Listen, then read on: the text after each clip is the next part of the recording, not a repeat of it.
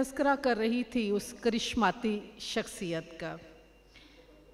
इंसानी अहाता में ये इतना काम मुमकिन नहीं। कहने को वही चंद दहाइयाँ हैं जो हमारी ज़िंदगी में भी गुज़रती हैं। जैसे देखिए ना, 50 की दहाई जो है, अहद तिफली है, उनका तलुए सहर है, अहद इल्म तरबियत है, और 20 बरस पढ़ने लिखने में उनके गुज़र जाते हैं।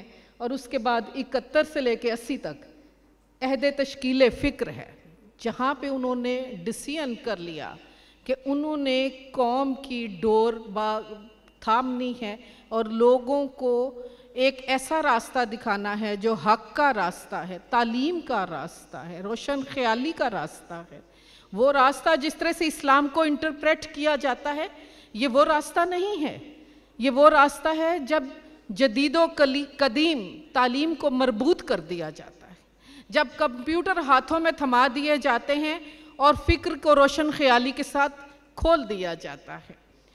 आज उनकी 72वीं सालगिरह है और मैं याद करती हूँ कि फ़हमुल कुरान के ज़माने में, 83 के ज़माने में, जब पाकिस्तान टेलीविज़न पर वो फ़हमुल कुरान का प्रोग्राम किया करते थे, तो मुझे सादत मिलती थी कि मैं उस प्रोग्राम की अनाउंसमेंट किया और हम लोग बड़ी मोहब्बत के साथ उनका इंतज़ार किया करते थे। तो एक दुबली पतली शख्सियत और स्याह बारिश और चमकदार आंखों के साथ वो तशरीफ़ लाया करते थे और आंखों में ऐसी हया होती थी जो इतने नौजवान आदमी की आंखों में हमने कभी नहीं देखी। अल्लामा ताहिरुल कादरी ने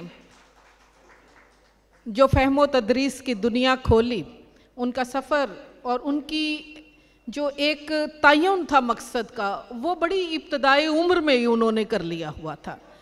और मैं जब उनके औसाफ़े हमीदा के हवाले से सोचती हूँ तो मुझे उनका सबसे बड़ा वस्फ़ ये लगता है कि ऐसा शख्स जिसके आशिकीन की, फ़िदाईन की, जिसके परस्तारों की, जिसके अपने इदारे के लोगों की तादाद इतनी ज़्यादा है कि वो अगर इशारा अबरू से कह दें कि मेरे ख़िलाफ़ ये फ़लाँ शख्स ने ये बात की है, तो वो पूरे मुल्क में हलचल मच सकती है।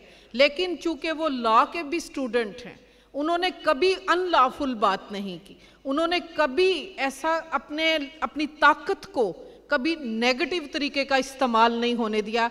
आज जनाब लोगों के पास 2-2 गनमैन हो, ज़रा सी ताकत हो तो वो अपने मज़ाहिरा पूरा करते हैं, लेकिन इन्होंने मसाइब का सामना किया और अदालतों में गए, अदालतों से इंसाफ मांगा। इन्होंने हथियार को इस्तेमाल नहीं किया, इन्होंने इंसानी ताकत को इस्तेमाल नहीं किया, इन्होंने अपने ब्रेन को इस्तेमाल किया है, अपनी ज़हनी सलाहियतों का इस्तेमाल किया है। मैं चाहती हूँ कि आज 72वीं सालगिरह पर हम सब सैल्यूट करें ऐसी शख्सियत को जिसका मुकाबला मौजूदा दौर के आलमों के साथ नहीं है। वो किसी और दौर के आलमों के दरमियान खड़े दिखाई देते हैं, मौलाना रूम के ज़माने के लगते हैं। इस ज़माने में तो उनका मुकाबला कोई नहीं है।